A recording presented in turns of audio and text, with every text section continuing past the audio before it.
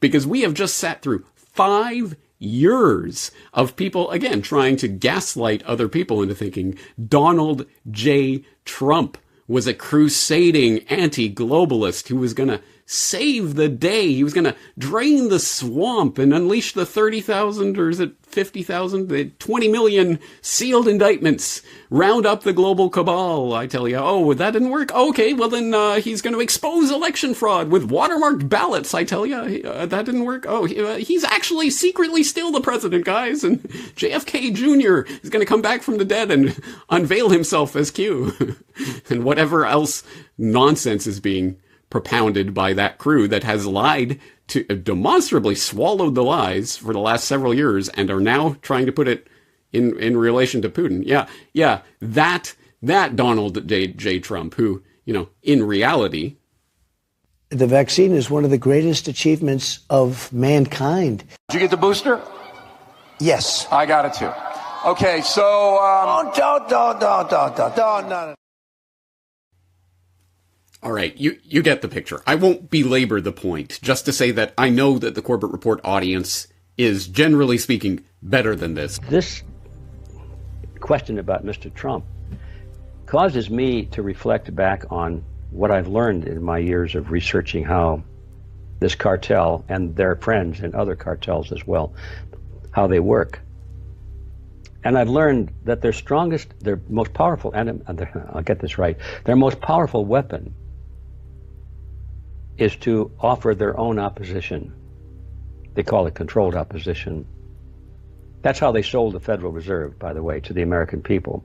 The banks put together the Federal Reserve System, and then they had to sell it, make the people want it. And so some of the bankers themselves went on public, on the road, and began to speak against the Federal Reserve that they had created. They said, this system is bad. It's going to be bad for America, be bad for business. And the average person read that in the newspaper and said, oh, listen, Maude, look, the bankers don't like the Federal Reserve much. It must be pretty good.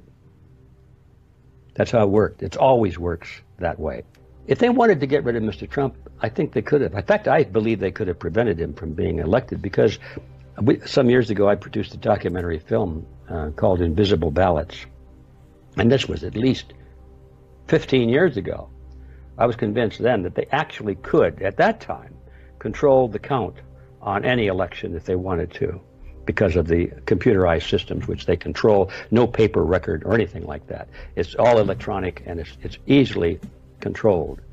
And when Mr. Trump was elected, I thought, why did they let him be elected? And then I just tucked that question away. And then I remembered that Mr. Trump was on the campaign trail early, and he said, vote for me because I'm a businessman. I make deals. I'm a deal maker. I can work with anybody, he said. I don't care who it is. I work with them. We get things done. And most people thought, oh, that's good. Yeah, we want somebody that gets things done without asking what things. But I was thinking about what things are going to get done. And I tucked that away. And then a few months later, after he became a little more popular, the press condemned him, but they didn't condemn him. They were always saying that the left condemned him. Well, there are a lot of people that think that if the left condemns something, it's got to be good, without examining what it is itself. I mean, the left condemns the right. The communists condemned the Nazis. Does that make the Nazis good? No, but it's a game that they play very well. They know how people don't ask those deep questions.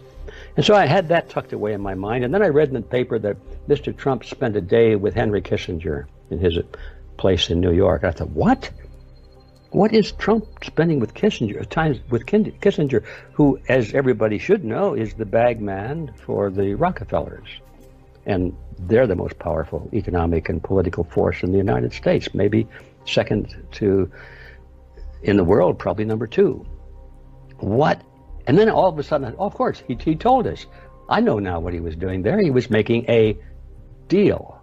He said he's a deal maker. A deal. Well, what could the deal have been? I don't know. These are just questions, Greg, just questions.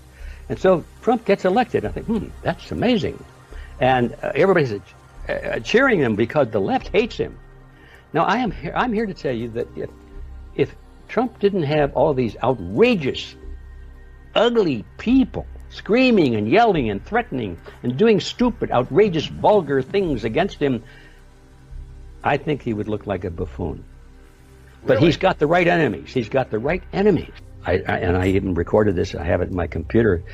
In the campaign trail, somebody asked him, Mr. Trump, what are you going to do about Mr. Soros if you're elected? And he said, oh, poor Mr. Soros, leave him alone. He's got enough problems. Oh, forget Soros. The media loves Obama. He's got enough problems. She goes, what about Soros? Let's talk about somebody else. And then I find out that he's a social friend of Soros. And I've heard, I haven't proved this, but I heard that Soros and his consortium was the biggest investor in bailing out Trump Towers. Otherwise, Trump would have been bankrupt. And what you will see is that the same Zionist powers that fund your movement fund the left. Now, I know most of you are going, that doesn't make any sense. Why would you fund two contradicting movements? It's very simple. Divide, weaken, rule. It's the Hegelian dialectic. You divide the masses amongst each other and get them arguing over stupid shit that doesn't change the bigger picture, like transgender bathrooms, thus limiting their potential to actually make a difference. Then you, the Zionist megacorporation or bank, sits back and waits for a movement, whatever movement, to gain the most momentum. And as that movement rises to power, so do you, because you fund both sides. So it doesn't matter who wins, regardless of who they are or what their rhetoric is, they're indebted to you, because you funded them to get to where they're at. So what you see with every president, and Trump's no different, they say one thing during the campaign to get elected, and you put your all into helping that movement because you probably thought it was a grassroots movement, but in reality, Cambridge Analytica was data mining the talking points that you wanted to hear, and Trump was simply repeating them. The very same people who are now saying, go Trump, yay, yay, yay, are the ones who 8 years ago would have been saying that's a load of garbage and nonsense. And I see this actually from some of the feedback that I get where, no, you see, you don't get it. Trump understands all this and he knows that it's all a game and a charade, but you see, he's playing into it so that he can undermine the propaganda and blah, blah, blah. It's like, what kind of nonsense backflips are you doing to say that this person who has the soapbox of all soapboxes in the world, anything he says is going to be publicized all around the world, who could actually come out and say the truth?